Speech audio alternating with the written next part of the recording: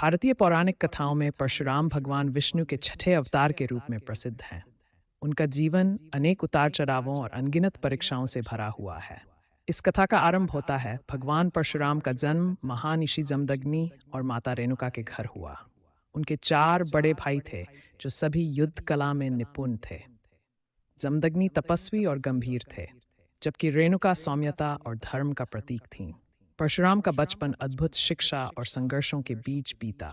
उनके पिता ने उन्हें सिखाया कि धर्म की रक्षा सबसे बड़ा धर्म है। एक दिन जब परशुराम के भाई जंगल में गए थे, माता रेणुका स्नान करने के लिए गईं। स्नान के दौरान उन्होंने राजा चित्ररथ को जलविहार करते देखा। उनकी नजरें मिलीं और माता का मन विचलित हो गया। जब वह आश्रम लौटीं तो उनके चेहरे पर अनिश्चय और चिंता का भाव था। ये देखकर महर्षि जमदग्नि ने तुरंत समझ लिया कि कुछ गलत हुआ है। महर्षि जमदग्नि ने अपनी पत्नी के हाव भाव को देखकर कहा, तुमने ध्यान में विघ्न डाला है, इसके लिए तुम्हें दंड भोगना होगा। ये सुनकर माता रेणुका ने अपनी गलती स्वीकार की, लेकिन ये भी बताया कि ये क्षणिक चेष्टा थी।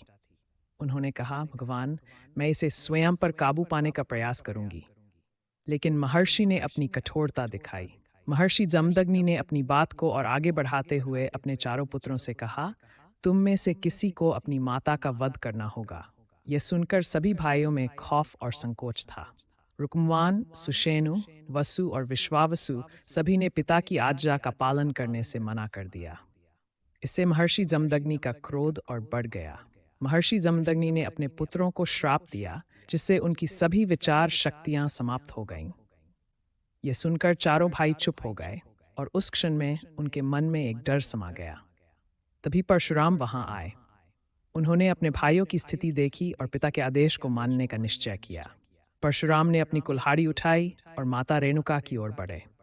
उनके मन में एक भारी संघर्ष चल रहा था। वह अपने पिता की आज्ञा का पालन कर रहे थे, लेकिन उनका दिल मां के प्रति करुणा से भरा हुआ था। माता रेणुका ने परशुराम से कहा, पुत्र, यह तुम्हारी परीक्षा है। यह सुनकर परशुराम की आंखों में आंसू आ गए, लेकिन उन्होंने अपने कर्तव्य को निभाने का निश्चय किया।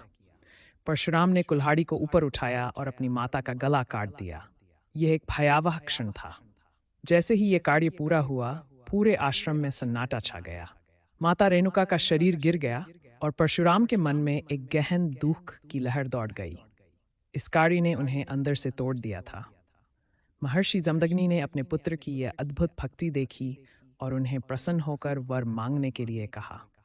परशुराम ने कहा, मैं पहला वरदान चाहता हूं कि मेरी माता रेणुका को पुनर्जीवित किया जाए। दूसरा वरदान मेरे चारों भाइयों को ठीक करने का हो। तीसरा वरदान मुझे कभी पराजय का सामना न करना पड़े और मुझे लंबी आयु प्राप्त हो। इस घटना के बाद परशुराम ने युद्ध की कला में माहिर होने का संकल्प लिया। उन्होंने भीष्म पितामह, द्रोणाचार्य और कर्ण जैसे कई सूरवीरों को शिक्षा दी। कहा जाता है कि परशुराम अमर हैं और भगवान कल्कि को भी युद्ध की नीतियां सिखाएंगे, जो कलयुग में भगवान विष्णु के अवतार होंगे। भगवान परशुराम का गुस्सा इसलिए भी जाना जाता है क्योंकि उन्होंने अपने माता पिता के सम्मान में किसी भी अधर्म को बर्दाश्त नहीं किया। वह जानते थे कि उनके माता का बलिदान केवल एक निजी कथा नहीं है, बल्कि यह एक उदाहरण है कि कैसे धर्म की रक्षा के लिए व्यक्तिगत बलिदान की आवश्यकता होती है।